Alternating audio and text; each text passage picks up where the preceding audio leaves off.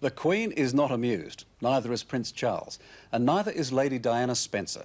There's been unprecedented tension between the royal family and the press over the explosion of publicity about whom Charles is or isn't going to marry.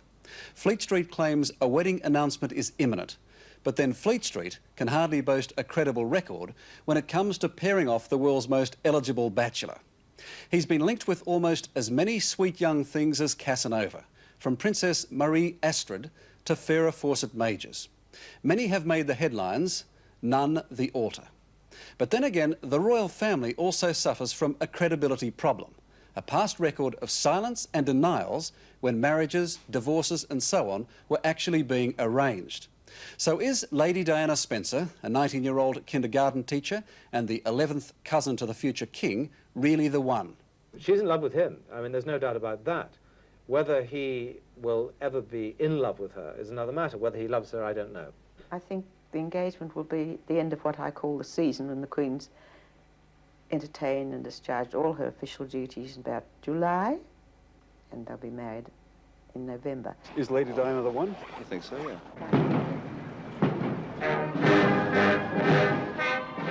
It should have been a right royal fairy tale.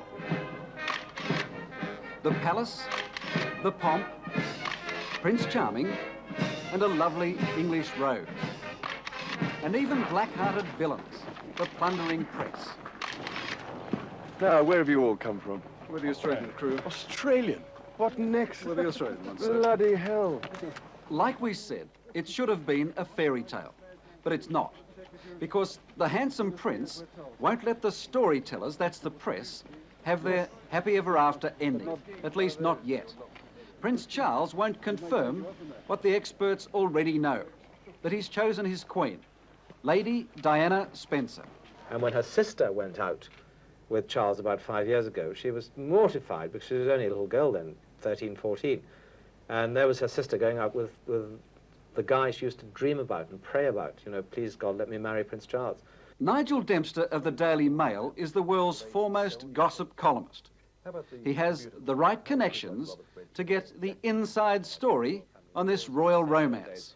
And by some total freak chance, in the middle of last year, Prince Charles ran out of girls and turned to her. Well, I don't think for a man of 32 to marry a girl of 19 is a scandal. Harry Arnold, who introduced Lady Diana to the world in September last year. Is she the one?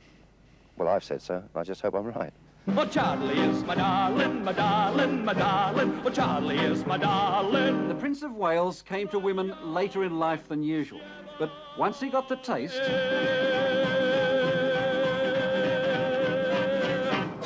Is Prince Charles a bit of a Casanova? Well, I wouldn't call him a Casanova, or even a bit of a Casanova, because Casanova was a person with very little discrimination, and I think Prince Charles has a great deal of discrimination. Anne Matheson has been reporting the royal family for more than 40 years. How does he treat his women? Is he really Prince Charming? I think he has a certain arrogance, and I think he expects any lady that he invites out to be available. I think he likes sexy women, and sexy women can be anything. I have noticed one thing about his women: they all seem to be well stacked.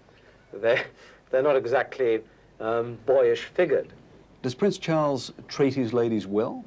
I'm told not, inasmuch as his biographer, Anthony Holden, a good friend of mine, says that one girl, one evening, spent most of the evening before Prince Charles made his jump or his leap or whatever, talking about his previous girlfriends and what a great success he'd been with them. That's not my idea. But then he's not been able to develop relationships as you and I have. He has to romance a girl in strict confines. You can only take her pheasant shooting or up in his helicopter. It's very difficult to do things with a gun.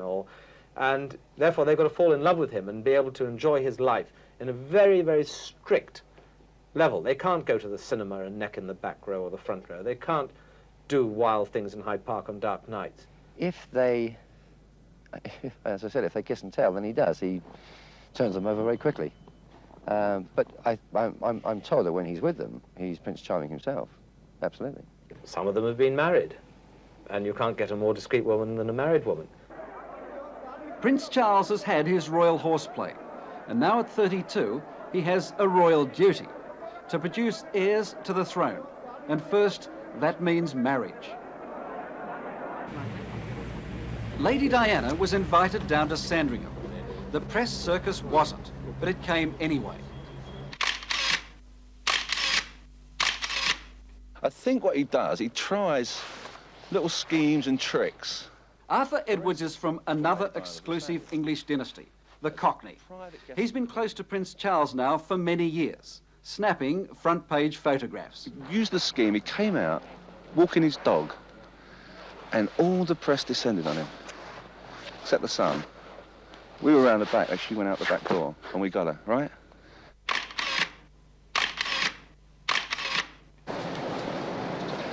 Morning. My name is Martin from Australian Television. Morning, sir. Have an appointment with Mr. Shea. Mr. Shea, your name is, sir? Martin, the cameras all stop here, and so does all the other official information about Lady Diana.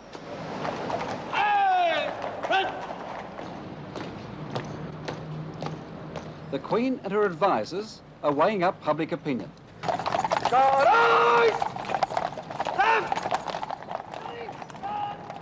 Is the time right for Charles to marry? Will a British public, broke and battling against unemployment, lash out for a royal wedding? Prince Charles has also let it be known privately that he needs more time to decide. As King of England, he cannot divorce. So until Buckingham Palace makes up its mind, the British press and everyone else can only speculate. So that's it then. A long walk down the red carpet for about 100 yards, past all the gilt-edged paintings. There must be about 100 of those too. To the press secretary's office for a 10-minute private briefing. Off the record, nothing to be quoted. He can't talk about anything else but the official engagements, the official calendar. As for romantic engagements, that's just not his business, at least not yet. The royal family relies on the media, on the press, and particularly popular newspapers like our own, with 12 million readers, for their image. And we project that image. And if we stop taking photographs of them and stop writing stories about them, then people will forget them. At the moment, all you've got bad with the royal family is Princess Anne being rather haughty and swearing. And Prince Charles, well, he leads a very normal life. He's, unlike certain ancestors, unlike certain relations, he's totally normal. He likes women. Because just think what happened if the next King of England was homosexual. This story caused a sensation. It told of a midnight rendezvous on board the royal train. The palace was furious and called the story a total fabrication, demanding an apology. The Sunday Mirror stuck to its gun.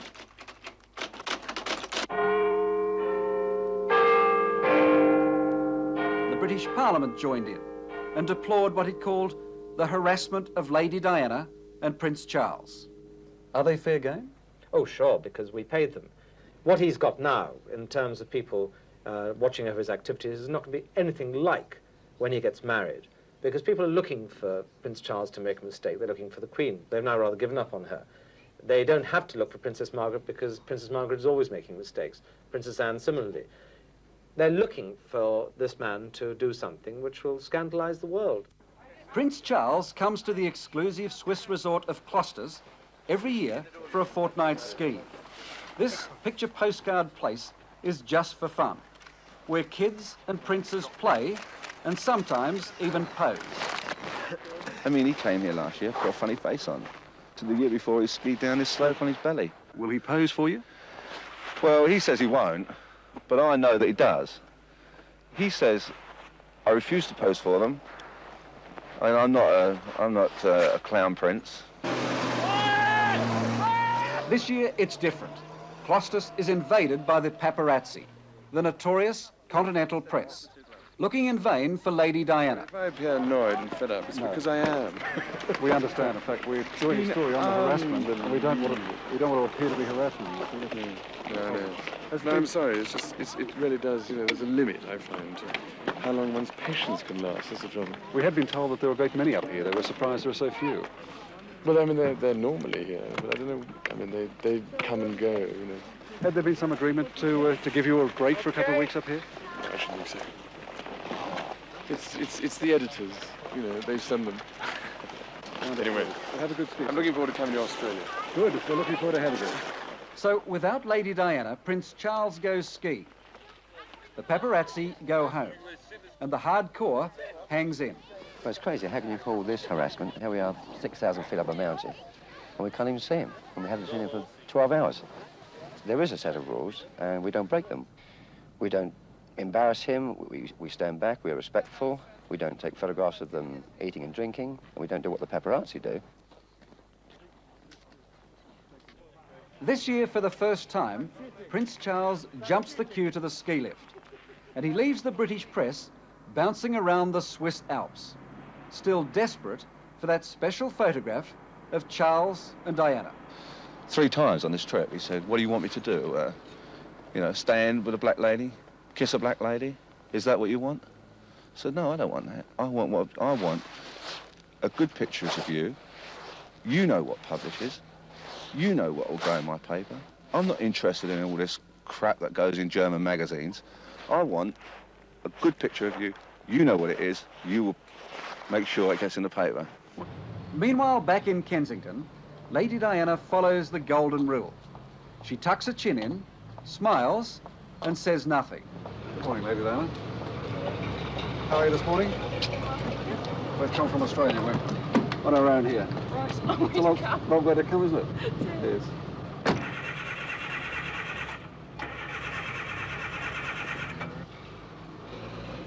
She's going to discover that the harassment, so-called, i.e. people standing around waiting for her, is going to increase, because the more she's seen with him, the more it's going to become a stone-cold certainty. This is rather like running a test team. You get I think the palace is doing that? No, the palace isn't, but certainly Prince Charles is. Isn't that the same thing? She's facing up to some medium-fast bowling at the moment. Shortly, we're going to get Dennis, Lily and Tomo at her. I have this feeling that they're just, they're really seeing whether she can really stand up to it. Is she? I think she's doing very well. It sounds very brutal, though, to say that she must be put to this test. It has to be, and there's no other way. It's, if you want to do triple somersaults in a circus, you've got to learn how to do them. Because if you are going to be the Queen of England, or at least the Queen of Great Britain, Northern Ireland, and the dominions, dependencies, colonies, or whatever that's left, you've got to realize that you're going to have to devote much of the rest of your life, maybe 50 years, to this form of intrusion, inspection, and perhaps derision. They're changing the guard at Buckingham Palace. Christopher Robin went down with Alice. It's not the wedding march yet, but everyone is convinced that it's on. That the palace will give the snappers their precious photograph, sometime after Prince Charles comes back from Australia in April. The fact is, Lady Diana Spencer is the right girl at the right time. Princess of Wales to be has got to be A, virginal, so that you don't have the boyfriends coming out of the woodwork. B, she's got to love Prince Charles to the point of distraction, because in future she's going to lead a very close and scrutinized life. C, she's going to like having children, because there's going to be a lot of children. And so, although you've got nannies and nurses and all the rest, you're going to be flat on your back for a certain amount of time, producing children, and then looking after them. And she's got to enjoy reading things which can possibly be unpleasant and maybe very untruthful about her, and about her husband and about their relations for the rest of her life. Glory, glory, hallelujah, I'm the luckiest of females, for I dance with a man, who's danced with a girl, who's danced with the Prince of Wales. Hello, I'm Tom Steinfort. Thank you for watching 60 Minutes Australia. Subscribe to our channel now for brand new stories and exclusive clips every week. And don't miss out on our extra minutes segments and full episodes of 60 Minutes, which are on 9now.com.au and the 9Now app.